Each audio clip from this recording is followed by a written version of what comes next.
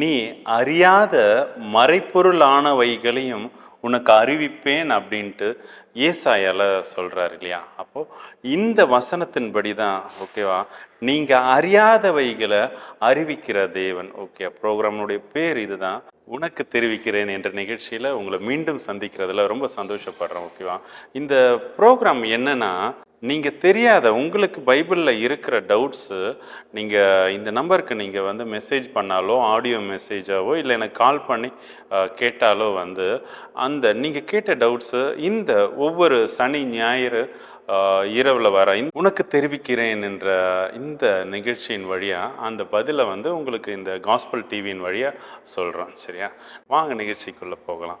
முதலாவது டவுட்டு நமக்கு ஸ்ரீலங்காவில் இருந்து ஒரு சிஸ்டர் கேட்டிருக்காங்க. ஓகே, முதல் 2 டவுட்டு அவங்க கேட்டிருக்காங்க. ஓகே, என்னடா ஸ்ரீலங்காலலாம் காஸ்பல் டிவி இருக்கான்னு கேட்டிங்கன்னா, ஆமாம், ஸ்ரீலங்கா மட்டும் இல்லை, உலகம் ஃபுல்லாக ஆண்ட்ராய்டு ஃபோன் யூஸ் பண்ணுற எல்லாராலையும் இந்த காஸ்பல் டிவி பார்க்க முடியும். ஆமாம், ஓகேவா, காஸ்பல் டிவி வியூவர்ஸ்க்கு நீங்கள் ப்ளே ஸ்டோரில் காஸ்பல் தமிழ்நாடுன்னு போடும்போது இந்த லோகோவோட உங்களுக்கு வரும் இல்லையா, காஸ்பல் தமிழ்நாடுன்னு வரும். அதை நீங்கள் இன்ஸ்டால் பண்ணிங்கன்னா நீங்கள் லைவில் டிவி ப்ரோக்ராம் ஓடிட்டுருக்கதை நீங்கள் உலகத்தில் எங்கே இருந்தாலும் இந்த காஸ்பல் டிவியை உங்களால் பார்க்க முடியும். ஹல்லேலூயா. இல்லாத டவுட்டு அவங்களுடைய குரலில் நீங்களே கேளுங்க. வேதத்தில் தேவகுமாரர்கள் மனுஷகுமாரத்திகளை தெரிந்து கொண்டார்கள் என்று சொல்லி ஆதியாகமம் 6:2 சொல்லுது. அதே மாதிரி ராட்சதர்கள் என்று சொல்லி சொல்லப்படுகிறது. அப்படி என்றா என்னண்டு இவர்கள் தேவகுமாரர்கள் இந்த ஜெனிபிக்கப்பட்டார்கள். அவங்க அங்கே இருந்து ஜெனிபிக்கப்பட்டாங்க. ஆதாம வல்லம் மட்டும்தான் கர்த்தர் உண்டாக்கினார். அப்போ இந்த தேவகுமாரர்கள் இங்கிருந்து வந்தாங்க. அது எனக்கு ஒரு கேள்வி. 2வது, ராட்சதர்கள் அவங்க அங்கிருந்து வந்தாங்க. இது 2ம் என்னுடைய முதலாவது கேள்வி. 2வது, சரி, ஃபர்ஸ்ட்டு இந்த சோபனா சிஸ்டர் ஸ்ரீலங்காவில் இருந்து கேட்ட முதல் கேள்விக்கு உண்டான பதிலை பார்க்கலாம்.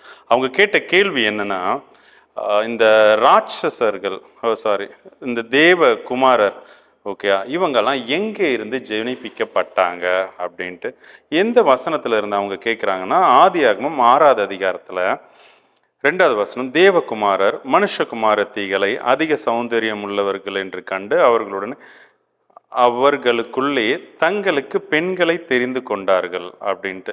அப்போ இந்த தேவகுமாரர் யாரு? ஆதாமேவால தானே படைச்சாரு. இங்கே இந்த தேவகுமாரர் இந்த கேட்டகரி பீப்புள் எப்படி வந்தாங்கன்னு சொல்லிட்டு கேட்குறாங்க.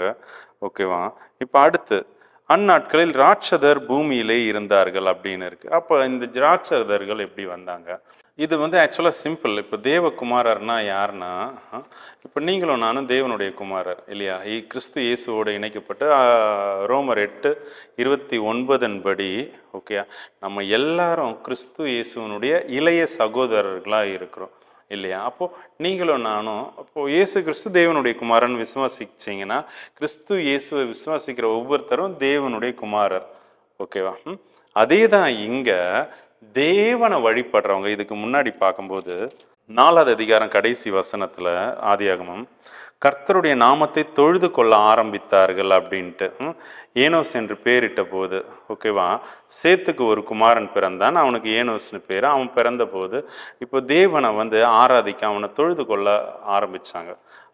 தேவனை தொழுது கொள்ள ஆரம்பித்தாங்க. ஓகே, அப்போ அவங்க தேவ ஜனங்களாக மாறுறாங்க. அப்போ அவங்க தேவ பிள்ளைகளாக மாறுறாங்க. ஓகே, அதை மீன் பண்ணி தான் வந்து இங்கே தேவகுமாரர் அப்படின்ட்டு கொடுத்துருக்கு. ஓகேவா, அப்போது தேவகுமாரர் வந்து மனுஷகுமாரத்திகளை வருது இல்லையா. மனுஷகுமாரத்தின்னா அவங்க வந்து தேவனை தொழுது கொள்ளாதவங்க. ஓகேவா, இப்போது உலக மனுஷன்னு சொல்கிறவங்க யார்? வேர்ல்ட்லி பீப்புள், உலக சிந்தை உள்ளவங்க. தெய்வ மனுஷன் சொல்கிறவங்க யார்? தெய்வ சிந்தை, ஆவிக்குரிய சிந்தை உடையவங்க தெய்வ மனுஷன் சொல்கிறாங்க. இந்த மாதிரி தான் இங்கே தேவகுமாரர் மனுஷகுமாரத்தி அப்படின்னு சொல்கிறாங்க. இப்போ இவங்க எங்கே இருந்து வராங்க மீன்ஸ் நார்மலாக ஓகே, கணவர் மனைவி மூலயமா ஆண் பெண் மூலயமா சேர்ந்து வராங்க. இந்த முதல் கேள்வியில் சப் கொஸ்டின் என்னென்னா, ராட்சதர் எப்படி வந்தாங்க அப்படின்ட்டு இங்கே சொல்லுது இல்லையா. 6:4 ராட்சதர் பூமியிலே இருந்தாங்க அப்படின்ட்டு. ராட்சதர்னா முதல்ல யாருன்னா, ஒன்று அவங்களுடைய சுபாவத்தில், ராட்சதர்கள்னா ஒருத்தராலையும் கட்டுப்படுத்த முடியாத, யாராலையும் கட்டி வைக்க முடியாத ராட்சத சுபாவத்தில் ஒன்று இருக்கலாம், இல்லை சரீர அளவில் இருக்கலாம். ஓகே, ஒன்று ராட்சசரா, இப்போது புதிய ஏற்பாடில் நம்ம பார்க்குறோம்ல, லெகியோன் அந்த ஆவி இருந்த மனுஷனை அவனை சங்கிலில் கட்டி வச்சாலும் அவனால் இருக்க முடியாது. அவன் ராட்சதனாக இருந்தான், சங்கிலியெல்லாம் உடைச்சிட்டு வர்றதுக்கு உண்டான அந்த பெலன். ஓகேவா? அப்போது அந்த தன்மை உடையவங்க ராட்சதர்னு சொல்லுவாங்க. இல்லை சரீர அளவுலையும் அமைப்புலையும் பெருசாக, ஓகே, அதான் யாருக்கும் அடங்கி இணங்கி போகாதவங்க தான் இந்த ராட்சதர். ஓகே, அதன் தன்மை. ஓகே, அப்போது இந்த ராட்சதர் எங்கேருந்து வந்தாங்க? இப்படி ஒரு கொஸ்டின் இருக்கு இல்லையா? இவங்க நம்ம முன்னாடி பார்க்கும்போது ஆபேலில் கொலை பண்ணார் இல்லையா? காயின் வந்து அலைஞ்சு திரியிறாரு. ஓகேவா? அந்த காயின் மேலே ஆண்டவர் ஒரு அடையாளத்தை போட்டேன் அப்படின்னு சொல்கிறார். ஓகேவா? காயின் மேலே தெய்வன் ஒரு அடையாளத்தை போட்டேன் அப்படின்னு சொல்கிறார். ஓகே, ஒருவேளை அந்த அடையாளம் தான் ராட்சத சுபாவமோ ராட்சத உருவமோ இருக்கலாம் அப்படின்னு சொல்லிட்டு இப்போ எனக்கு சொல்லி கொடுத்த டீச்சர்ஸ், ஓகேவா, பைபிள் சொல்லி கொடுத்தவங்க எனக்கு சொல்லி கொடுத்துருக்காங்க. ஓகேவா? அதை நான் உங்களுக்கு சொல்லி கொடுக்குறேன். இப்போ சொல்லி கொடுத்தது யாருன்னா வந்து இப்போது எம்டி ஜெகன் அண்ணா, ஓகேவா, ஸ்டீஃபன் பாஸ்டர் சென்னையிலேருந்து, பிரகாஷ் பாஸ்டர், இப்பேற்பட்டவங்க. ஓகேவா? சொல்லி கொடுத்தது விஷயம் இதுதான். ஓகே, அந்த ராட்சதர் யாருன்னா வந்து இவங்களுடைய வம்சத்தில் வந்தவங்க. தேவன் வந்து காயின் மேலே அடையாளத்தை போடுறாருல, அந்த அடையாளம் வந்து ராட்சதர். அவங்க சரீர அமைப்பை தான் சொன்னாங்க. நான் தியானிக்கும் போது ராட்சதர்னா வந்து சுபாவத்தில் தான். ஓகே, உள்ளுக்குள்ளே சரீரத்தில் ஒரு சிலர் நம்ம பார்ப்போம், நல்லா இப்படி பெருசாக இருப்பாங்க. ஸ்கூல் படிக்கும்போது கூட எனக்கு கூட சதீஷன் ஒரு ஃப்ரெண்டு நல்லா பெருசாக இருப்பான், +1 ஜாயின் பண்ணான். ஆனால் ஆள் ரொம்ப சாஃப்டாக இருப்பான், செம்ம சாஃப்ட்டு. ஓகேவா? அப்போது ஓகே, அப்போ உருவத்தை வச்சு இல்லைன்னு எனக்கு புரிஞ்சிச்சு. எனக்கு ஆவியானவர் சொல்லி கொடுத்ததை தான் நான் சொல்கிறேன். ஓகேவா? அப்போது இந்த மாதிரி ஓகே ராட்சச சுபாவம் வந்து அது ஒரு அடையாளமாக. அப்போது இவங்களை காயின் யாரும் தொட முடியாது இல்லையா? இப்போது ஒரு வெறி நாயை கிட்ட யாருமே போக மாட்டாங்க தானே? அப்போது அதே மாதிரி இந்த வெறி பிடிச்ச ஒரு ராட்சச சுபாவத்தை அந்த தரப்பு காயின், ஓகே, அந்த வம்சத்தில் வச்சிருக்காரு. அப்படி தான் ராட்சசர்கள் பூமியில் இருந்தாங்க. ஒன்று சரீரத்திலேயோ சுபாவத்திலேயோ, ஓகேவா, எதுவாக வேணால் இருக்கலாம் என்று எண்ணப்படுது. இவங்களுடைய இந்த சோபனா சிஸ்டருடைய 2வது கேள்வி, பரிசுத்தாவியானவர் இப்ப எங்களுக்குள்ள வந்தா, ஒரு தரம் வந்தா திரும்ப அவர் எங்களை விட்டு போக மாட்டாரா? இப்ப சில வேளைகள்ல பாவம் நாங்கள் செய்யும் போது அப்ப கூட அவர் துக்கப்பட்டு கொண்டு எங்களோடயே இருப்பாரா? எங்களுக்காக மன்றாடி கொண்டு எங்களுக்குள்ளேயே இருப்பாரா, அல்லது எங்களை விட்டு போய்விடுவாரா? அதுக்கு சின்ன விளக்கம் ஒன்று தாங்க பாஸ்டர். அமேன் அமேன் ஹல்லேலூயா. ஓகேவா? 2வது கொஸ்டின், ஸ்ரீலங்காவிலேருந்து சோபனா சிஸ்டர் என்ன கேட்குறாங்கன்னா, பரிசுத்த ஆவியானவர் இருக்கார் இல்லையா, அவர் வந்து எங்களுக்குள்ளேயே இருப்பாரா? ஓகே, இல்லை பாவம் பண்ணும்போது போயிடுவாரா? ஓகேவா, அதை குறித்து கேட்குறாங்க. இதுக்கு நான் உங்களுக்கு வசனத்தை காட்டுறேனே. அது யோவான் எழுதின சுவிசேஷம் 14:17 வாசிக்கிறேன். அவர் உங்களுடனே வாசம் பண்ணி உங்களுக்குள்ளே இருப்பதால் நீங்கள் அவரை அறிவீர்கள். யார்? அந்த தேற்றரவாளனாகிய பரிசுத்த ஆவியானவரை. ஓகே, அடுத்து இம்மீடியட்டாக அவர் சொல்கிற வார்த்தை, நான் உங்களை திக்கற்றவர்களாக விடேன், உங்களிடத்தில் வருவேன் அப்படின்னு. நான் போயிட்டு உடனே வந்துடுவேன்ப்பா அப்படின்ட்டு சொல்கிறாரு. மத்திய 28 கடைசியில் சொல்கிறார் இல்லையா, உலகத்தின் முடிவு பரிந்த வரைக்கும் நான் உங்களோட கூட இருப்பேன், இப்படிலாம் வாக்கு கொடுத்துருக்காரு. ஓகே, பரிசுத்த ஆவியானவர் யாருன்னா, ஓகேவா, அது இயேசு கிறிஸ்துவனுடைய ஆவியானவர். கலாத்தியர் 4:6 சொல்லியிருக்கு, தமது குமாரனுடைய ஆவியை உங்கள் இருதயங்களில் அனுப்பினார் அப்படின்ட்டு. ஓகேவா, அந்த குமாரன் தான் இயேசு கிறிஸ்து. இயேசு கிறிஸ்துவனுடைய ஆவியை தான் நமக்கு கொடுத்துருக்காரு. அதுதான் பரிசுத்த ஆவியானவர் அப்படின்ட்டு. ஓகே, அந்த பரிசுத்த ஆவியானவர் வந்து தான் நான் உங்களுக்கு சொன்ன எல்லாத்தையும் நினைப்பூட்டுவார் அப்படின்ட்டு சொல்லியிருக்கு இல்லையா? அப்போது வரதே அவர் தான், வேற ரூபத்தில். ஓகேவா, இப்போ இயேசு கிறிஸ்துவா ஒரு மனுஷ ரூபத்தில் எல்லாருக்குள்ளேயும் இருக்க முடியாது, எல்லா இடத்துலையும் இருக்க முடியாது.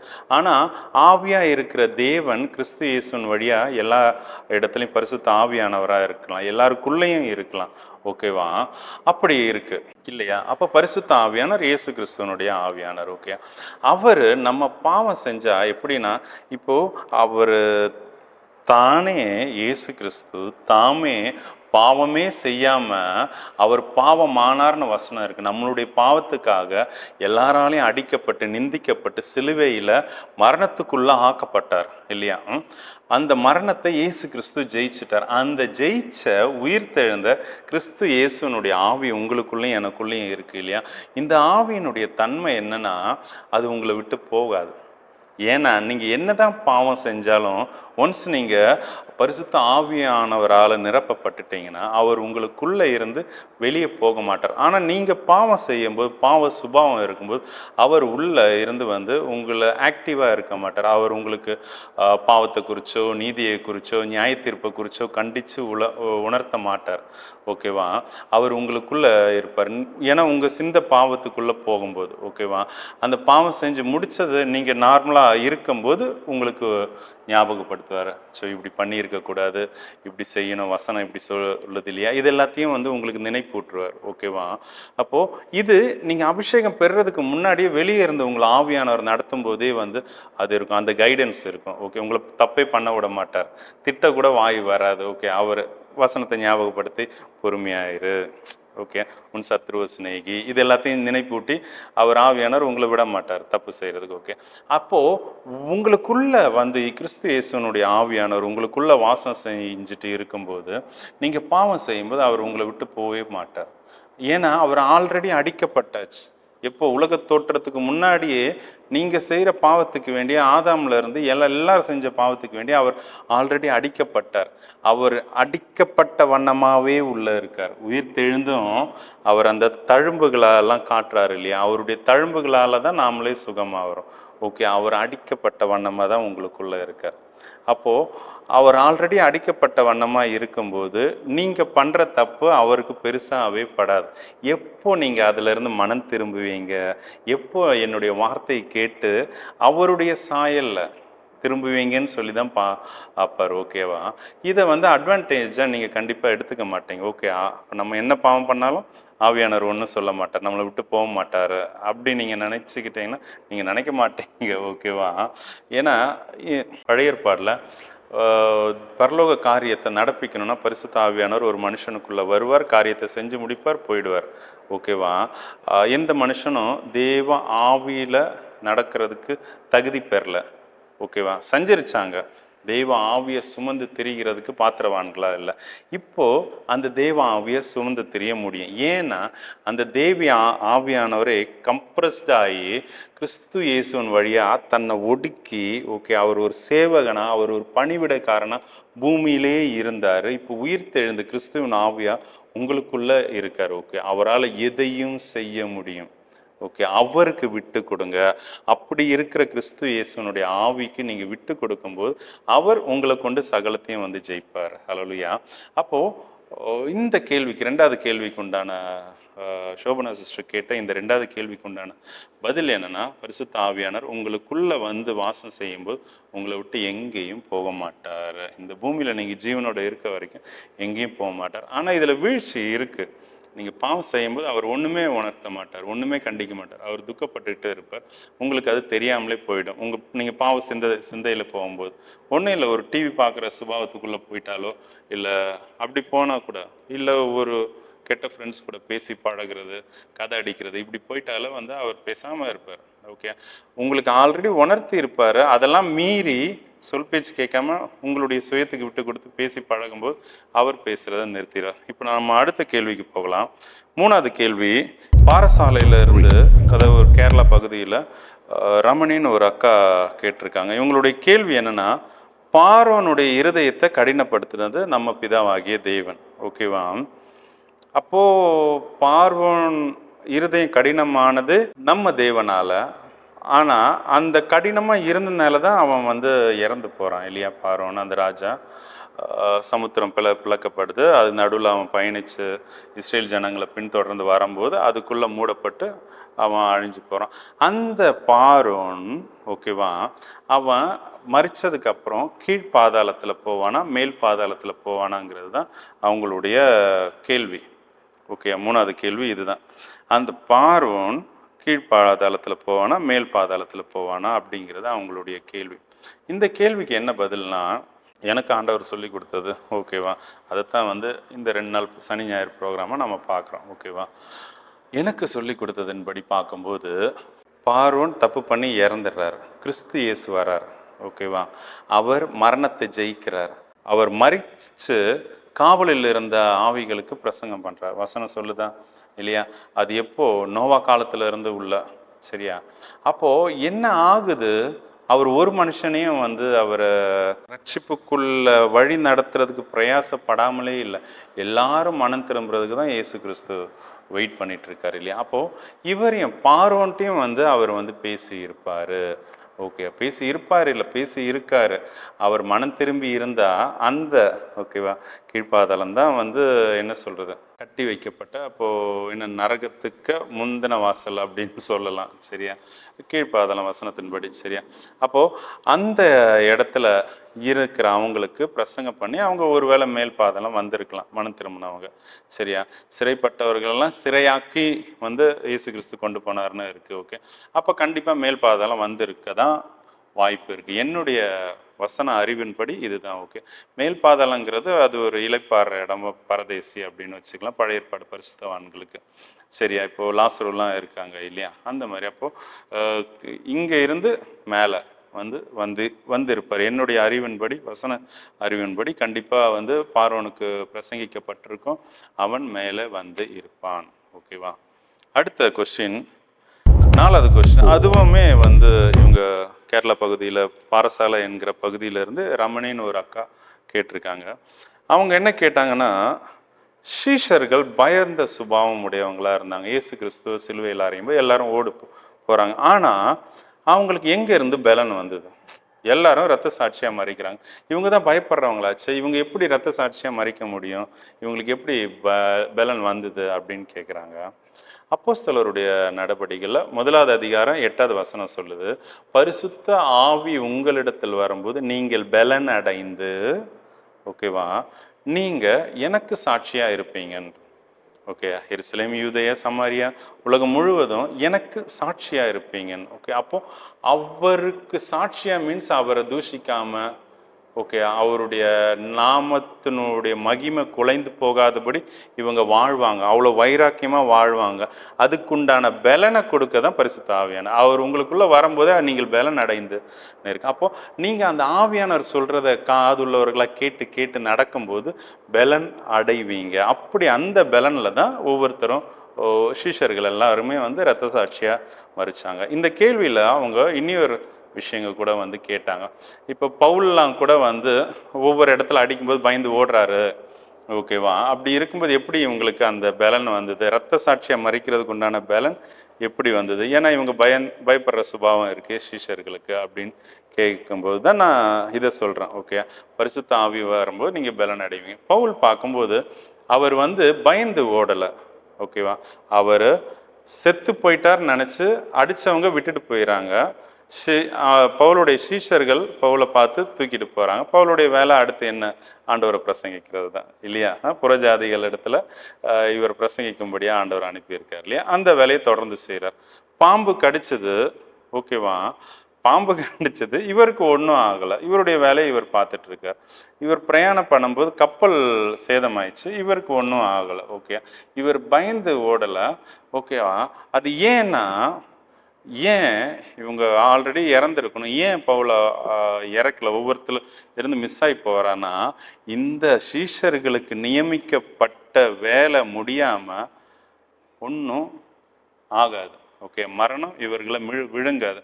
அதாவது உங்களுக்கு ஒரு ஓட்டம் நியமிக்கப்பட்டிருக்கலாம், அதை நீங்கள் ஓடி முடிக்கிற வரைக்கும் நீங்கள் தேவ ஆவியானவருக்கு கீழ்ப்படிஞ்சிருந்தீங்கன்னா இந்த உலகம், மரணம், பிசாசு, எந்த ஒரு கட்டு பில்லிசூனி ஒன்றும் உங்களை சேதப்படுத்தாது. இதுக்கு நீங்கள் செய்ய வேண்டியது அந்த ஆவியானவர் சொல்கிறத கேட்டு அந்த ஆண்டவருக்குள்ளே நடந்தால் போதும், ஓகேவா? அப்போ எல்லாருக்கும் அழைப்பு இருக்குது. எல்லாரும் எப்படி பாதியில் செத்து போகிறாங்க, ஆக்சிடெண்ட்டில் செத்து போகிறாங்கன்னு அடுத்த கேள்வி வந்துடக்கூடாது. நீங்கள் ஆண்டவரோடு இருக்கும்போது அவர் வந்து இதில் எல்லாத்துல இருந்து உங்களை தப்பி செல்றதுக்கு வழி காட்டுவார், சரியா? அவரே தப்பிக்கவும் செய்வார், இல்லையா? எவ்வளோ பெரிய மிராக்கிள்லாம் வந்து செஞ்சுருக்கார் இல்லையா?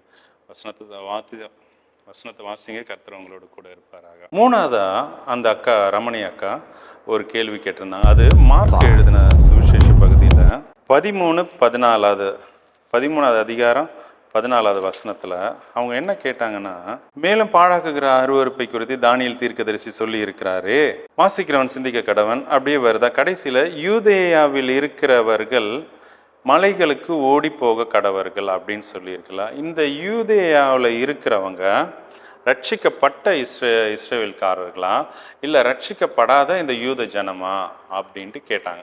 ஓகே, திரும்ப சொல்கிறேன். இப்போ இயேசு கிறிஸ்து கடைசி காலத்தில் உள்ள ஒரு அடையாளத்தை சொல்கிறார் இல்லையா? இந்த இந்த காரியம் ஓகே, தானியேல் தீர்க்கதரிசியின் மூலிமா எழுதப்பட்ட இந்த காரியம் நடக்கும்போது யூதேயாவில் இருக்கிறவங்க மலைகளுக்கு ஓடி போவாங்க அப்படின்ட்டு. ஓகேவா? இந்த யூதேயாவில் இருக்கிறவங்க ரட்சிக்கப்பட்ட இஸ்ரேல்காரர்களா இல்லை ரட்சிக்கப்படாத இந்த யூத ஜனமாங்கிறது தான் அவங்களுடைய கேள்வி. ஆமாம், ஓகே. இந்த கேள்விக்கு என்ன பதில்னா, இந்த காரியத்தை பார்த்தா வாசிக்கும் போது அப்படியே தெரியும். ஓகே, இது கடைசி காலத்தில் இயேசு கிறிஸ்துவனுடைய பகிரங்க வருகை. பூமியிலேருந்து எப்படி எடுத்து கொண்டு போகப்பட்டாரோ அதே மாதிரி திரும்ப வருவார். ஓகே, அப்போ நடக்கிற சம்பவங்களுக்கு முன்னாடி நடக்கிற சம்பவம். ஓகே, அப்போ நடக்கிற சம்பவம் தான் இதில் இருக்கு. பின்னாடி வானம் பூமி 24வது வசனம், அந்நாட்களிலே அந்த உபத்திரவத்துக்கு பின்பு சூரியன் அந்தகாரப்படும், சந்திரன் ஒளியக்கூடாது இருக்கும், வானத்தின் நட்சத்திரங்கள் விழும், வானங்களின் சத்துவங்களும் அசைக்கப்படும். ஓகே, அப்போ மனுஷகுமாரன் மிகுந்த வல்லமையோடும் மகிமையோடும் மேக மேல் வருகிறதை காண்பார்கள். இப்போ மேகங்கள் மேல் வரதை காண்பார்கள். அப்போ ஜனங்க காண்றாங்கன்னா அது ரகசிய வருகை இல்லை, அது பகிரங்க வருகையை குறித்து தான் இங்கே சொல்லியிருக்கு. ஓகே, அப்போது இந்த வருகைக்கு முன்னாடி நடக்கிற சம்பவம். ஓகே, இந்த சம்பவத்துக்கு பின்னாடி தான் அந்நாட்களில், ஓகேவா, அந்த உபத்திரவத்திற்கு பின்பு சொல்லியிருக்கு. அப்போது இயேசு கிறிஸ்து பகிரங்கமாக பூமியில் வர்றதுக்கு முன்னாடி உள்ள உபத்திரவம் தான் இது. ஓகேவா? யூதேயாவில் இருக்கிறவங்க ஓடி போவாங்க அப்படின்ட்டு. ஃபர்ஸ்ட் ஆஃப் ஆல் யூதேயாவில் இருக்கிற ஜனங்களை பற்றி நம்ம பார்த்துடலாம். அங்கே யார் இருப்பாங்க? ஆல்ரெடி உரைக்கப்பட்ட தீர்க்க தரிசன வசனத்தின்படி நான் சொல்கிறேன். ஓகேவா? அப்போது அவங்க ஏன் ஓடி போகணும்? First question. ஓகேயா? அந்த அந்தி கிறிஸ்துவுக்கு தன்னை இசைந்து கொடுக்காம விட்டு கொடுக்காம இருக்கிறவங்க தான் அவனுக்கு பயந்து ஓடி போகணும் இல்லையா? மற்றவங்க ஏன் ஓடி போகணும்? அவன் சொல்கிறது கேட்டுட்டு அப்படியே அவனுக்கு வேலை செஞ்சுட்டு இருக்கலாமே, அதுதானே சரி. அவனுக்கு பயந்து ஓடி போகணுன்னா அப்போ அவனுக்கு கீழ்ப்படியாதவங்க தான் ஓடி போகணும், அவனை விட்டு போகணும். சரியா? அப்போ அவனுக்கு கீழ்ப்படியாதவங்க யாருக்கு கீழ்ப்படிவாங்க? நம்ம தேவனுக்கு கீழ்ப்படுகிறவங்க தான் அவனுக்கு கீழ்ப்படிய மாட்டாங்க. குறிப்பாக அது இஸ்ரேல் ஜனங்களுக்கு தான். அதாவது 7 வருஷ அந்தி கிறிஸ்தவன் ஆட்சியில் முதல் 3 வருஷம் முடியும் போது தான் இங்கே பாழாக்குகிற அருவருப்பு அந்த பரிசுத்த ஸ்தலத்தில் அவங்க கொண்டு வைக்கும்போது தான் 3 வருஷம் அந்த நாட்கணக்கின்படி, ஓகேவா, 3 வருஷம் வருமா, அப்போ தான் இந்த யூத ஜனங்கள் இஸ்ரேலியன்ஸு இது மேசியா இல்லைன்னு புரிஞ்சுப்பாங்க. அப்போ தான் ஐயோ நாம ஓகேயா அடிக்கப்பட்ட வண்ணமாக ஆட்டுக்குட்டியை விட்டுட்டோன்னு சொல்லிட்டு இயேசு கிறிஸ்துவனுடைய அந்த இது வரும். ஓகேவா? இவன் மேசியா இல்லைன்னு தெரியும் போது தான் அப்போ மேசியா எங்கேன்னு சொல்லி அவர் குறித்த தேடல் இயேசு கிறிஸ்துவ ஏற்றுப்பாங்க. ஓகே, அப்போது இவனை ஏற்றுக்காமல் இருக்கும்போது அந்த ஆராய்தலில் தான் நம்ம இயேசு கிறிஸ்துவ தெரியும், மெய்யான தேவனை அவங்களுக்கு தெரியும். ஓகே, அவங்களுக்கு தெரிஞ்சவங்க தான் இவனை ஏற்றுக்க மாட்டாங்க. இவனை ஏற்றுக்காத்தும் போது தான் இவன் துன்பப்படுத்துவான். ஓகே, இவன் துன்பப்படுத்தும் போது தான் ஜனங்கள்லாம் சிதறடிக்கப்பட்டு ஓடுறாங்க. ஓகேவா? அது நிறைய காரியங்கள் வழியாக கொல்லுவான். நம்மளா சாகணும்னு நினச்சா சாவை தேடியும் காணாது இருப்பார்கள், இப்படி இருப்பாங்க. ஓகே, அவங்க கேட்ட கேள்வி, இந்த ஜனம் யூதேயாவில் இருந்த ஜனம் ரட்சிக்கப்பட்டவங்களா இல்லை படாதவங்களா அப்படின்ட்டு. இவங்க கண்டிப்பாக அந்தி கிறிஸ்துவுக்கு எதிர்த்து மீன்ஸ் அவனை ஏற்றுக்கொள்ளாதவங்கன்னா கண்டிப்பாக இவங்க இயேசு கிறிஸ்துவை ஏற்றுக்கொண்டவங்க, பிதாவாகிய தேவனை ஏற்றுக்கிட்டவங்க. அந்த ரட்சிப்புக்குள்ளே வந்தவங்களால தான் அவங்க தான் ஓடணும் இல்லையா? இப்படி என்னால் இதை பகுத்தறிய முடியுது. ஓகே, இந்த கேள்விக்கு உண்டான பகுதில் இதுதான். கர்த்தர் உங்களை ஆசீர்வதிப்பாராக. இந்த நிகழ்ச்சி ஒவ்வொரு வாரமும் சனிக்கிழமையும் ஞாயிறும் இரவு, சனி மற்றும் ஞாயிறு ஒவ்வொரு நாளுக்கும் நைட்டு இதே டைமில் உங்களுக்கு இந்த ப்ரோக்ராம் வரும். ஓகேயா? கேள்வி பதில். உங்களுக்கு பைபிளில் இருக்க டவுட்ஸை நீங்கள் அதை கொஷினாக எனக்கு வாய்ஸ் மெசேஜ் இந்த கீழே இருக்க நம்பரில் நீங்கள் வாய்ஸ் மெசேஜ் கொடுக்கலாம், டைப் பண்ணி போடுங்க. ஓகே, இல்லை எழுதி ஃபோட்டோ எடுத்து அனுப்புங்க, இல்லை எனக்கு ஃபோன் பண்ணியே கூட கேளுங்க. ஓகே, நான் ஞாபகத்தில் நோட் பண்ணி வச்சுட்டு அதை உங்களுக்கு டிவி முன்னாடியே எல்லாருக்கும் யூஸ் ஆகிற மாதிரி நான் உங்களுக்கு சொல்கிறேன். Okay, thank you, God bless you. இப்போது நம்ம தொடர்ந்து அந்த கேள்வி பதில்களை பார்க்க போகிறோம். இப்போது இங்கே படந்தால்மூடு பகுதியிலேருந்து ஒரு வாலிப தம்பி கொஷின் கேட்டிருக்காங்க. அந்த தம்பி வந்து நர்சிங் 3rd இயர் படிக்கிறாங்க. நான் பைக் வாங்கலாமா, நான் பைக் வாங்கலாமாங்கிறது தான் அவருடைய கொஸ்டின். அவங்க வீட்டில் அப்பா அம்மாவால் வாங்கி கொடுக்க முடியாது, தன்னால் ஏதாச்சும் ரெடி பண்ணி லோன் ஏதாவது போட்டு தான் அந்த இதில் தான் கேட்டார். ஓகேவா, இப்போது ஏதாச்சும் சைடில் வேலை செஞ்சுட்டு அப்படி 3rd இயர் முடிய போகுது நர்சிங்கு. ஓகேவா, டிப்ளமோ இன் நர்சிங். ஓகே, இந்த தம்பி சாம்ங்கிற தம்பி படந்தாலில் இருந்து. சரியா, இப்போது இதுக்கு உண்டான பதில் என்னென்னா, முதல்ல இப்போது பைக் வாங்கணுன்னா அதனுடைய தேவை நமக்கு என்ன இருக்குங்கிறது நெசசிட்டி அப்படின்னு சொல்லுவாங்க. ஓகே, அதனுடைய தேவை அத்தியாவசியமாக இருக்கா, அவசியமாக இருக்காங்கிறத பார்க்கணும். ஓகே, அத்தியாவசியமாக இருக்குன்னா அது கண்டிப்பாக வாங்கி தான் ஆகணும். ஓகே, அது பெற்றோர் அனுமதியோட அவங்க ஏதாவது லோன் போட்டு கொடுத்து ஓகேவா, நீங்கள் அதை டியூ கட்டுற மாதிரி இருந்தால் வாங்கலாம். சரியா, இனிஷியல் பேமெண்ட் வந்து நீங்கள் உங்களுடைய வேலையில் வந்து கொஞ்சம் கொஞ்சமாக வந்து அப்பாட்டையும் அம்மாட்டையும் கொடுக்கலாம். ஓகே, அத்தியாவசியம்னா என்னென்னா, டெய்லி எனக்கு 20 கிலோமீட்டர் ட்ராவல் பண்ண வேண்டியது இருக்குது. ஓகேயா, ட்ராவல் பண்ணி தான் வேலைக்கு போகணும், டெய்லி எனக்கு வந்து 15-20 கிலோமீட்டர் போக வேண்டியது அத்தியாவசியம் இருக்குது. ஓகேவா, இருக்குன்னா கண்டிப்பாக வந்து வாங்கலாம். லைசன்ஸ் எடுத்து கவர்மெண்ட் ரூல்ஸ் படி என்ன வண்டி தேவையோ அதை எடுக்கலாம். ஓகே, மற்றபடி இப்போ ஸ்டைலுக்கு எனக்கு பேஷன் பைக்கு, நான் சின்ன வயசில் ரொம்ப வருஷமாக ஆசைப்பட்றேன், அந்த மாதிரி இருந்ததுன்னா நான் பின்னாடி சொல்கிறேன். ஓகே, இது அத்தியாவசியமாக இருந்ததுன்னா கண்டிப்பாக வாங்கலாம், அதில் எந்த தப்பு பாவமோ இல்லை. ஓகேவா, உங்களால் டியூ கட்ட முடியும்னா ஓகேவா நீங்கள் வாங்கலாம். ரெண்டாவது, அது அத்தியாவசியமாக இருந்தால். ரெண்டாவது, அவசியமாக இருந்தால். பைக்குங்கிறது எல்லாருக்குமே இப்போ அவசியமாக இருக்குது. ஓகேவா, அப்போது நீங்கள் அப்பா அம்மாவால் வாங்கி கொடுக்க முடியாது இல்லையா, இப்போ உங்களால் எப்போ வாங்கிக்கலாம்னா நல்லா புரிஞ்சுக்கோங்க. இப்போது உங்களுக்கு கல்யாணம் ஆகலை இல்லையா, வாலிப பையன், அப்போது நீங்கள் என்ன பண்ணணும், உங்களுடைய இன்கம்ல 20% ஓகே, வண்டிக்குன்னு ஒரு 10,000 சம்பளம் வாங்குறீங்கன்னா 2,000 அந்த 20% சேலரியில் உங்களால் டியூ கட்டி ஓகே மெயின்டெனன்ஸ் சர்வீஸ் பண்ணி பெட்ரோல்லாம் போடுறதுக்கு அந்த 20% வருமானம் வண்டி டியூ கட்டுறதுக்கு எப்போ வருதோ அப்போ நீங்கள் பைக் எடுக்கலாம். சரியா, இப்போது அதான் ஒரு பைக் எடுக்கிறீங்க, மாதம் 5,000 உங்களுக்கு வந்து செலவாகும். ஓகே, டியூ கட்டணும், எனக்கு பெட்ரோல் எக்ஸ்பென்ஸ் இருக்குது, சர்வீஸ் காஸ்ட் இருக்குது. ஓகே, இந்த மாதிரி அசசரி ஃபிட்டிங்ஸ் இந்த மாதிரிலாம் இருக்குது இல்லையா, ஏன்னா பசங்க அப்பப்போ ஹெல்மெட் அது இதுன்னு மாற்றுவாங்க. ஓகே, 5,000 மாதம் செலவுன்னு வச்சுக்கோங்க. 25,000 உங்களுக்கு சம்பளம் இருந்ததுன்னா நீங்கள் 5,000 செலவு பண்ணுற மாதிரி உள்ள அந்த வண்டி வாங்கலாம். சரியா, இல்லை எனக்கு டியூவே 10,000 ஆகுது அப்படின்னா நீங்கள் 50,000 சம்பளம் இருந்ததுன்னா நீங்கள் வாங்கலாம். ஓகேயா, அது வீட்டில் இதை தவிர வேறு எந்த கடன் நீங்கள் அடைக்கணுங்கிற பாரம் ஓகேவா, அப்பா அம்மா உங்கள் மேலே ப்ரெஷர் வைக்கல, நீங்கள் ஃப்ரீயாக இருக்கீங்க, 50,000 சம்பளம் வாங்குகிறேன் அப்படின்னா நீங்கள் அந்த 10,000 வண்டியில் மாதம் எல்லாத்தையும் செய்கிற மாதிரி அப்போ நீங்கள் வாங்கலாம். சரியா, அதுவும் நீங்கள் அதான் கவர்மெண்ட் உங்களுக்கு வச்சுருக்க திட்டத்தின்படி நீங்கள் என்ன வண்டி வேணுமோ அதை நீங்கள் வாங்குங்க. ஓகேவா, எந்த வண்டி நல்லா இருக்குது நல்லா இல்லைங்கிறத நீங்கள் பாருங்கள் நெட்டில். ஓகே, அதுக்கும் ஆலோசனை வேணும்னா நீங்கள் ஃபோன் பண்ணுங்கள். சரியா, நான் இந்த மாதிரி இருக்கேன், எனக்கு இப்படி பிடிக்கும், எது வாங்கலாம் அப்படின்ட்டு கேளுங்க, நான் தைரியமாக சொல்கிறேன். ஓகேவா, ஹல்லேலூயா. அடுத்த கேள்விக்கு நேரம் போகலாம்.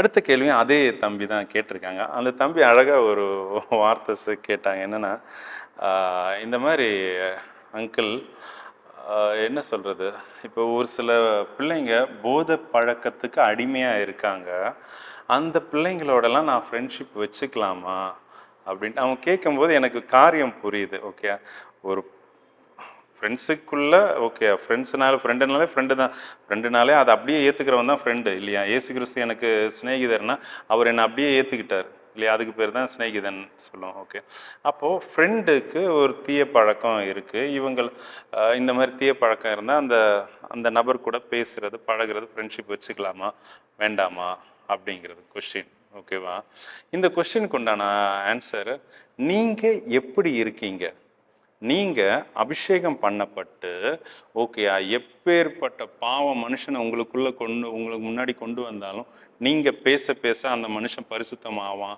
நீங்கள் பழக பழக அந்த மனுஷனுடைய பாவம் அவனை விட்டு போகும்னா நீங்கள் தாராளமாக யார்கிட்ட வேணால் பேசலாம், பழகலாம். ஓகேவா?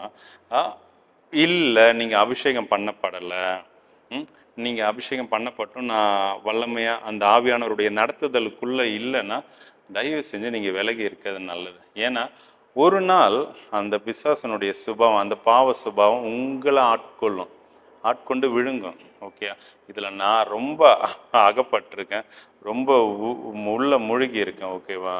வசனத்தின்படி நீங்கள் பார்க்கும்போது விசுவாசிக்கும் அவிசுவாசிக்கும் சம்பந்தம் ஏது இல்லையா? அப்போது நீங்கள் அவிசுவாசிகளோட கலக்காமல் இருக்கிறது நல்லது. ஓகேவா? இல்லை அந்த நபர் வந்து கிறிஸ்டின் தான் அப்படின்னு சொன்னீங்கன்னா, கிறிஸ்டியனில் அவிசுவாசி இருக்காங்க இல்லை, விசுவாசி ஏன் குடிப்பழக்கம் போது கெட்ட பழக்கமோ வச்சுருக்காங்க, தீய பழக்கமோ இல்லையா? அப்போ நீங்கள் பழகாமல் இருக்கிறது நல்லது. ஓகே, அப்போது டெய்லி பார்க்குறோம், ஒரே பெஞ்சில் உட்காந்துருக்கோம், எப்படி அவாய்ட் பண்ணுறது அங்கிள் அப்படின்னு கேட்டிங்கன்னா நீங்கள் ஃபோன் எடுத்து என்னை கால் பண்ணுங்கள். ஓகேவா? இந்த கேள்விக்கு உண்டான பதில் சொல்லிட்டேன். ஓகே, பேட் ஃப்ரெண்ட்ஷிப்பை என்ன பண்ணணும்னா ஒமிட் பண்ணிவிடுங்க. ஓகே, டோட்டலி ஒமிட் பண்ணிவிடுங்க. இது முன்னாடியே நீங்கள் தள்ளி ஒதுங்கி நடக்கிறது தான் நல்லது. யோசிப்பை போல் பாவத்துக்கு விலகி ஓடுங்கள்னு வசனம் சொல்லுது. ஓகே, நம்ம விலகி ஓடணும். ஏன்னா அந்த பாவம் உங்களை ஆட்கொண்டுடும் இல்லையா? இப்போ பரிசுத்த ஆவியானவருடைய பலம் இல்லைன்னா கண்டிப்பாக ஆட்கொள்ளும்.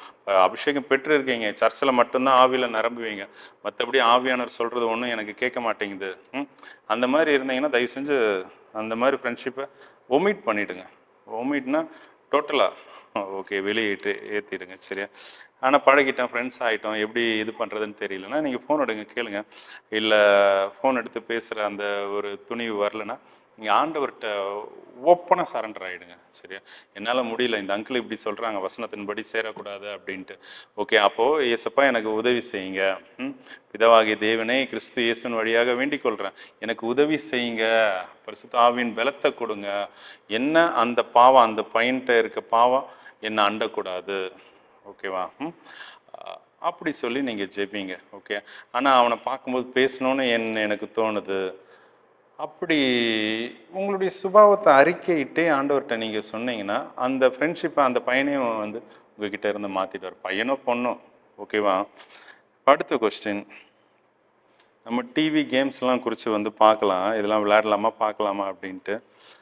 இப்போது இன்னும் ஒரு அபிஷேகம் பண்ணப்பட்ட ஒரு சகோதரி கேட்குறாங்க.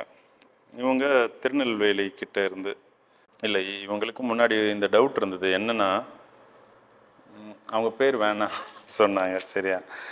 ஆதாம் ஏவாலாம் ஆண்டவர் படைச்சார், மற்ற பிள்ளைங்கள்லாம் எப்படி இருக்குது? ஓகேவா?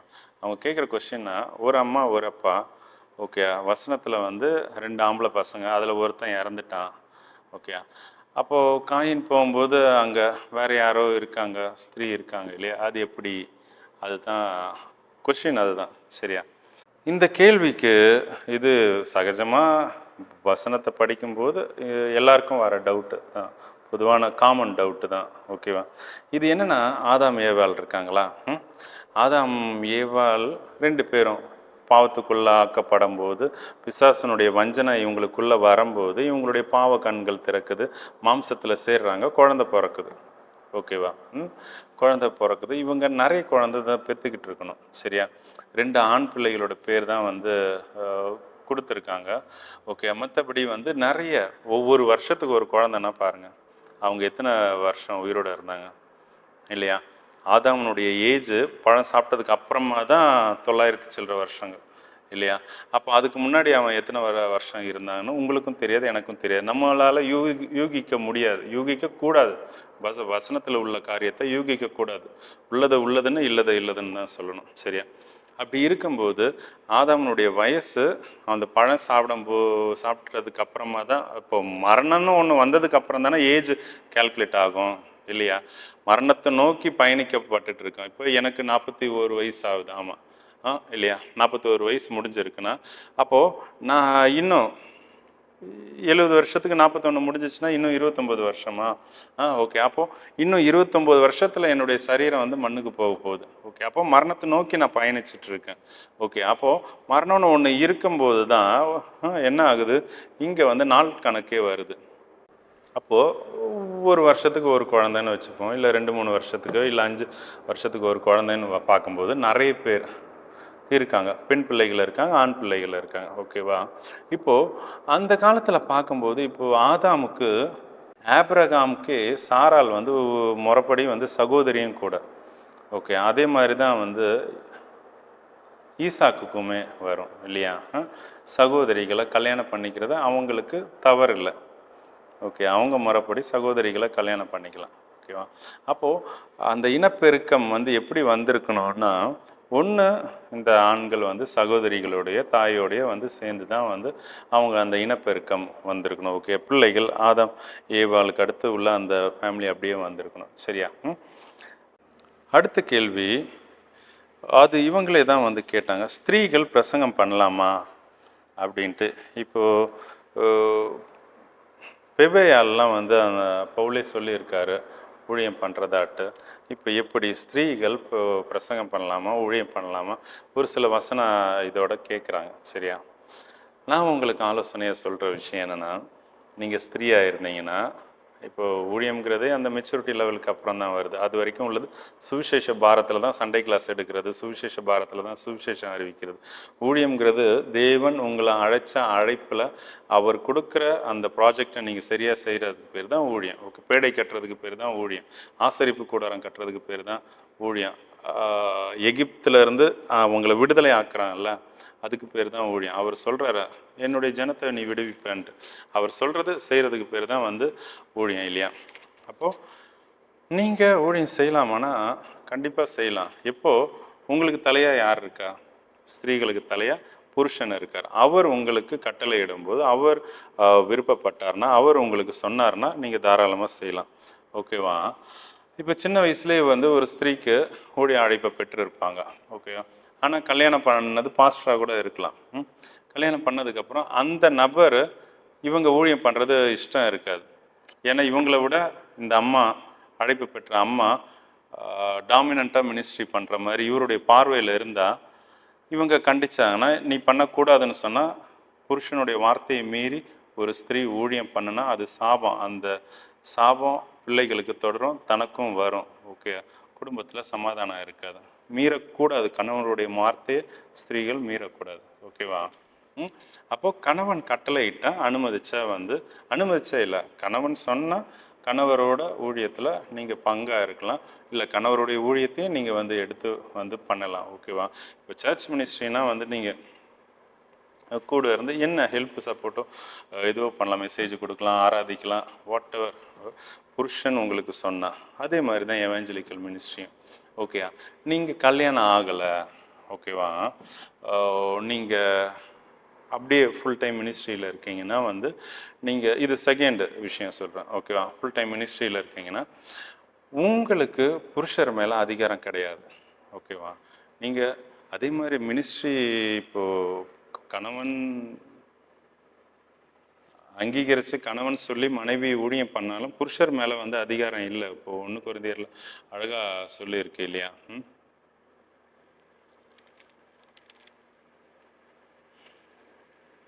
தீமோத்தேயு 2வது அதிகாரத்தில் சொல்லியிருக்கு இல்லையா?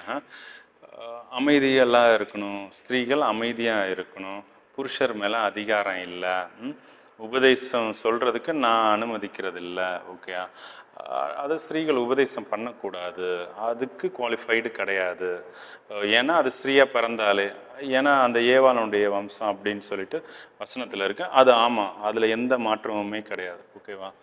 ஆனால் இப்போது அதான் புருஷர்களுக்கு போதிக்கக்கூடாது, மொத்தத்தில் ஸ்திரீகள் போதிக்கவே கூடாதுன்னு வசனம் இருக்குது. ஸ்திரீகள் போதிக்கவே கூடாதுன்னா பிள்ளைங்களை எப்படி வழி நடத்துவீங்க? பிள்ளைங்களுக்கு போதிச்சு தானே அவங்கள திருத்துறீங்க. பிள்ளைங்களை எப்படி வழி நடத்துவீங்க?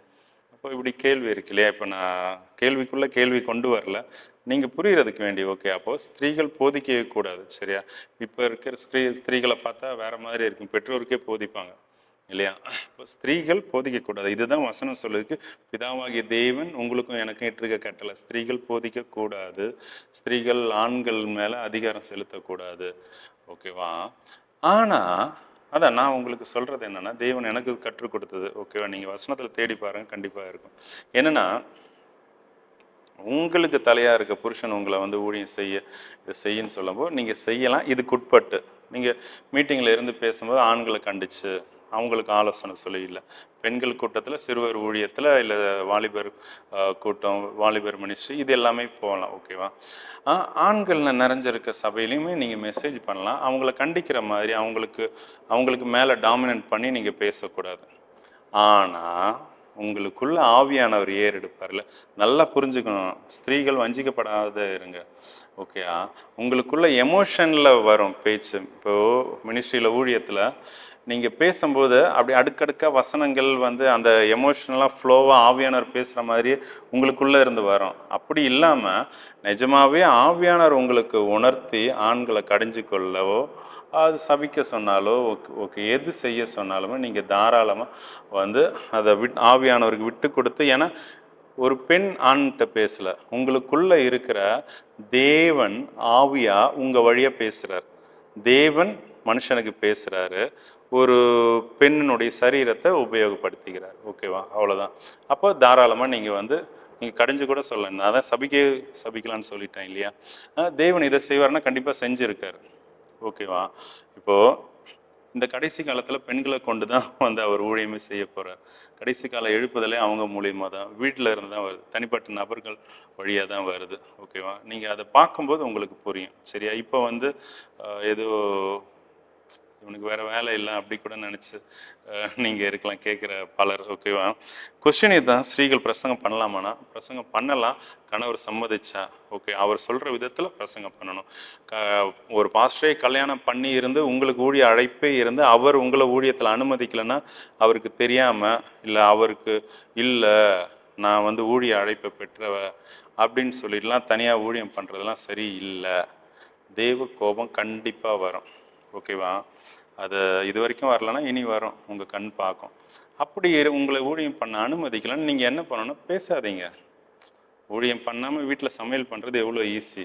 ஓகே, அவருக்கு அடங்கி இருங்க. அடங்கி இருக்கிறது கஷ்டமாக இருக்குது. ஓகேவா? நீங்கள் அடங்கி இருந்தால் தான் இயேசு கிறிஸ்துவே வந்து அடங்கி இருக்கார் பூமியில் வந்து. உங்களுக்கு என்ன? நீங்கள் இயேசு கிறிஸ்துவோட பெரிய ஆளா? இல்லை இல்லையா? ஒரு ஸ்திரீயாக இருந்தால் புருஷனுக்கு கட்டுப்பட்டு இருங்க. அவர் நீங்கள் கன்ஃபார்மாக நீங்கள் அழைப்பு தான் பற்று இருக்கீங்க முழு நேர ஊழியத்துக்குன்னா நீங்கள் ஜெபிங்க. ஆண்டவர் அந்த மனுஷனுடைய இருதயத்தை மாற்ற மாட்டாரா? உங்கள் விசுவாசம் எங்கே? அதை விட்டுட்டு அவருக்கு விரோதமாக நீங்களும் கூட மினிஸ்ட்ரி பண்ணுறது அதெல்லாம் சரியே கிடையாது. சரியா? அந்த மாதிரியும் இருக்காங்க. ஓகே, அது சரியில்லை. புருஷனோட விருப்பத்தோட புருஷனோட அழைப்பில் தான் நீங்கள் பண்ணணும். ஓகேவா? ஒருவேளை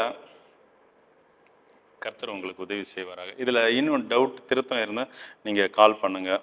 ஓகே, இப்போ அடுத்ததாக டிவி கேம்ஸ். ஓகே, டிவி பார்க்குறது சரியா? இப்போ டிவி கூட இல்லை, ஸ்திரீகள் கேட்குறாங்க, இந்த வெப் சீரீஸ்லாம் இருக்குது இல்லையா, நாடகங்கள். ஓகே, இதெல்லாம் பார்க்க போர் அடிக்குது, வேலைக்கு போயிட்டு வரோம், ஸ்ட்ரெஸ்ஸாக இருக்குது, எங்களுக்கு அது கொஞ்சம் பார்க்கும்போது ரிலீஃபாக இருக்குது. இல்லை ஒரு சிலர் வந்து காமெடி ஃபன்னி வீடியோஸ், ஸ்திரீகள் சொல்கிறேன். ஓகே, இப்போ ஊழியத்தில் வந்து ஸ்திரீகள் மத்தியில் ஊழியம் செய்கிறனால அதிகமாக ஸ்திரீகள் இடத்துல பேசுகிறனால நான் தைரியமாக உங்களுக்கு சொல்ல முடியுது. ஓகே, நிறைய பெண்கள் கேட்குறாங்க, இந்த வெப் சீரிஸு நாடகங்கள் இதெல்லாம் வந்து பார்க்கலாமா அப்படின்ட்டு. இதில் தப்பு இல்லையே, நம்ம காமெடி ஜோக் இது தானே பார்க்குறோம் அப்படின்ட்டு கேட்குறாங்க. இதுக்கு உண்டான பதில். அப்புறம் கேம்ஸு, வாலிப பிள்ளைங்க கேம்ஸ் ஆடுறது தப்பா அங்கிள்? நாங்கள் காலிலேருந்து ஃபுல்லாக படிச்சுக்கிட்டே இருக்கோம், ஒரு 2 ஹவர் கேம்ஸ் ஆடினா என்ன, லீவ் டைம் தானே கேம்ஸ் ஆடுறோம் இப்படி சொல்கிறோம். அப்போ இந்த கேம்ஸ் ஆடுறதெல்லாம் சரியா தப்பா? தொடர்ந்து வர நிகழ்ச்சியில் நம்ம இதை குறித்து பார்க்கலாம். கர்த்தர் உங்களை ஆசீர்வதிப்பாராக. Thank you, God bless you all. உலகத்தில் எங்கே இருந்தாலுமே உங்களால் காஸ்பல் டிவியில் நீங்கள் இருக்கிற இடத்துல பார்க்க முடியும். எப்படின்னா, ஆண்ட்ராய்டு ஃபோன் வழியாக காஸ்பல் தமிழ்நாடு என்ற ஆப்பை நீங்கள் டவுன்லோட் பண்ணுங்கள். அது நம்ம டிவி சேனலுடைய ஆப்பு தான். ஓகே, டிவியில் இங்கே கன்னியாகுமரி மாவட்டத்தில் என்ன ப்ரோக்ராம் ஓடிட்டுருக்கோ அது வந்து நீங்கள் யூகே, யூஎஸ், அமெரிக்காவில் இருந்தாலும் நீங்கள் நெட் கனெக்ஷனோட உங்கள் ஆண்ட்ராய்டு ஃபோன் இருந்ததுன்னா அங்கே நீங்கள் இதே ப்ரோக்ராம் அங்கேருந்து பார்க்கலாம். ஓகேவா? நீங்கள் நிறைய ப்ரோக்ராம் வந்து உங்களுக்குன்னு வந்து கொடுத்துருக்குற, ஓகேவா? நீங்கள் உங்களுடைய பிளேலிஸ்ட்டு, பாடல் பிளேலிஸ்ட்டு நீங்கள் எனக்கு இந்த நம்பருக்கு அனுப்புனீங்கன்னா அதை உங்கள் பேரோட உங்கள் இடத்தோட நாங்கள் போடுறோம். நீங்கள் ஆண்டவருக்கு ஊழியம் செய்ய விரும்புகிறவங்கன்னா, நீங்கள் ஏதாவது ஆண்டவருக்குன்னு செய்கிறத வீடியோ எடுத்து எனக்கு இந்த நம்பருக்கு அனுப்புனீங்கன்னா நான் அதை ஒரு ப்ரோக்ராமாக வந்து போடுறோம். ஓகே. இப்போ நீங்கள் ஊழியராக இருக்கீங்க, இதில் சத்தியத்தையும் அறிவீர்கள்னு கேட்கப்படுற கேள்விகளில் நீங்கள் பதில் சொல்ல விருப்பப்பட்டீங்கன்னா, நீங்கள் ஓகே எங்கே இருக்கீங்க, கன்னியாகுமரி மாவட்டத்தில் சொல்லுங்கள், நான் நேரில் வந்து வீடியோ எடுத்து போடுறேன், ஓகேவா? அதே மாதிரி திறந்த வாசல்னு ஒரு ப்ரோக்ராம், ஓகே. நீங்கள் ஜனங்களுக்கு ஆத்தும பாரத்தோடு இருக்கிற ஒரு ஊழியராக நீங்கள் எனக்கு கால் பண்ணுங்கள், ஓகே. ஒரு தலைப்பின் கீழே 5 நாட்கள் 22 25 நிமிஷம், okay, ½ an hour program, okay. 5 ½ an hour program ஒரு தலைப்பின் கீழே நீங்கள் மெசேஜ் கொடுக்கலாம், ஓகே. ஃப்ரீயாகவே வந்து இந்த வாய்ப்பை வந்து கொடுக்குறோம், ஓகே. அதுதான் திறந்த வாசல், ஊழியர்களுக்கே திறந்த வாசலாக இருக்குது, ஓகே. அதே மாதிரி இந்த கேள்வி பதில் நிகழ்ச்சி இருக்குது இல்லையா, சனி ஞாயிறில் வசனத்தில் எவ்வளோ கொஸ்டின்ஸ் இருக்குது, நீங்கள் கேளுங்க, ஓகேவா? ஆண்டவர்கிட்ட கேளுங்க, உங்களுக்கு கொடுத்த ஊழியர்கிட்ட கேளுங்க. ஊழியர்கள் வந்து பதில் சொன்னால் நான் ஏன் இங்கே வரணும் இல்லையா? நான் ஏன் ஆண்டவர் ஏன் இந்த ப்ரோக்ராமை வைக்கணும் இல்லையா? அப்போது ஊழியர் சொல்லாத பட்சத்தில் நீங்கள் கேளுங்க, ஓகே. ஊழியர் சொல்கிறதுல உங்களுக்கு ஒரு திருப்தி இல்லாமல் இருக்கும்ல, அப்போவும் நீங்கள் என்கிட்ட இந்த நிகழ்ச்சியில் கேட்கலாம். ஆண்டவருடைய நடத்துதல் உங்களுடைய ஆத்மா இந்த காஸ்பல் டிவி நிகழ்ச்சியில் நடத்துதல் இருந்ததுன்னா நீங்கள் தாராளமாக கேளுங்க. கர்த்தர் உங்களை ஆசீர்வதிப்பார். Thank you, God bless you. இந்த நிகழ்ச்சி எல்லா சனி ஞாயிறும் இதே நேரத்தில் ஒளிபரப்பப்படும். Thank you, God bless you.